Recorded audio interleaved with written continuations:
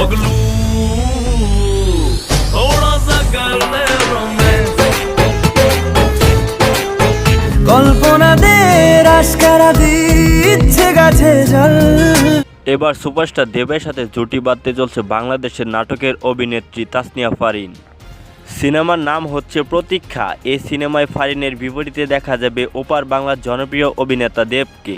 সিনেমাটি পরিচালনা করবেন প্রজাপতি খ্যাত নির্মাতা অভিজিৎ সেন। পশ্চিমবঙ্গের দর্শকেরা কারাগার সিরিজটি দেখে তাসনিয়া ফারিনকে আগে থেকে চিনে এবং এই প্রতীক্ষা সিনেমাটি পারিবারিক গল্পে নির্মিত হবে। প্রজাপতির পর এখনও মিঠুন চক্রবর্তী এবং দেব একসঙ্গে কাজ করবেন। বাবা ছেলের ভূমিকায় দেখা যাবে তাদেরকে। আর এই বিষয়ে ছবির পরিচালক জানান যে এই ছবিতে থাকবে অন্যরকম একটি গল্প।